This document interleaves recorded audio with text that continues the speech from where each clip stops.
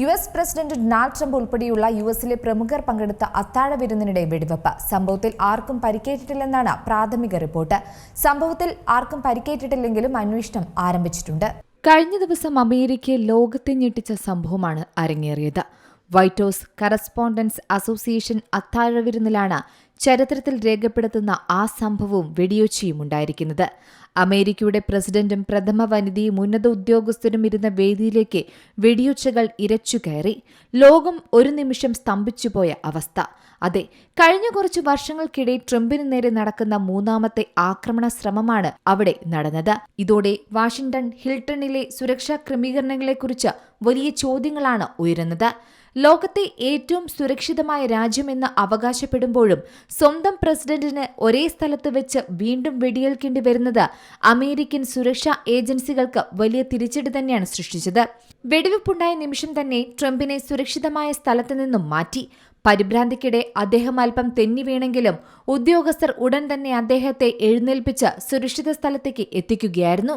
സംഭവത്തിനിടെ ഒരു secret service ഏജന്റിന് വെടിയേറ്റു എന്നത് സുരക്ഷാ വീഴ്ചയുടെ ഗൗരവം വർദ്ധിപ്പിക്കുന്ന മറ്റൊരു ഘടകമാണ്. നെഞ്ചിനാണ് വെടിയേറ്റതെങ്കിലും ബുള്ളറ്റ് പ്രൂഫ് ജാക്കറ്റ് ധരിച്ചതുകൊണ്ട് അദ്ദേഹത്തിന്റെ ജീവൻ അത്ഭുതകരമായി രക്ഷപ്പെട്ടു. വൈറ്റ് ഹൌസ് മാധ്യമപ്രവർത്തകരുടെ അസോസിയേഷൻ സംഘടിപ്പിച്ച ഡിന്നറിൽ വെടിവെപ്പ് നടത്തിയതായി സംശയിക്കുന്ന ആൾ തെക്കൻ കാലിഫോർണിയയിൽ നിന്നുള്ള ഒരു അധ്യാപകനും വീഡിയോ ഗെയിം ഡെവലപ്പറുമാണെന്നാണ് റിപ്പോർട്ടുകൾ.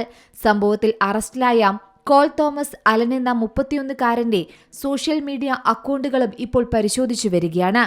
അതീവ സുരക്ഷാ ചെക്ക് പോസ്റ്റ് ഭേദിച്ച് പ്രസിഡന്റ് ഡൊണാൾഡ് ട്രംപ് ഇരുന്ന ബാൾറൂമിന് തൊട്ടടുത്ത് വരെ എങ്ങനെ ഇയാൾ എത്തിയെന്നതാണ് ഇപ്പോൾ എല്ലാവരും ആകാംക്ഷയോടെ ചോദിക്കുന്നത്. മിന്നൽ നീക്കത്തിലൂടെയാണ് സുരക്ഷാ സേന ഇയാളെ കീഴ്പ്പെടുത്തിയതെങ്കിലും അക്രമി വൻ ആയുധശേഖരവുമായിരുന്നു വിരുന്നു നടന്ന ഹോട്ടലിൽ എത്തിയത്.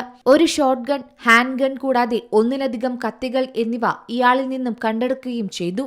അതീവ സുരക്ഷാ വലയങ്ങൾ ഭേദിച്ച് ഇത്രയേറെ ആയുധങ്ങളുമായി ഒരാൾക്ക് എങ്ങനെ ബാൾറൂം പ്രവേശന കവാടം വരെ എത്താൻ സാധിച്ചു എന്നത് വലിയ ചോദ്യചിഹ്നമായി അവശേഷിക്കുകയാണ്. അമേരിക്കൻ ചരിത്രത്തിലെ കറുത്ത ഏടുകൾക്ക് ഒരിക്കൽ കൂടി വാഷിംഗ്ടൺ ഹിൽട്ടൺ ഹോട്ടൽ സാക്ഷിയായി എന്ന് വേണമെങ്കിൽ പറയാം. അതായത് 1981 അന്നത്തെ പ്രസിഡന്റ് വെടിയേറ്റ അതേ വേദിയിൽ വെച്ച് 45 വർഷങ്ങൾക്കിപ്പുറം ഡൊണാൾഡ് ട്രംപിന് നേരെയും വധശ്രമം ഉണ്ടായിരിക്കുകയാണ്.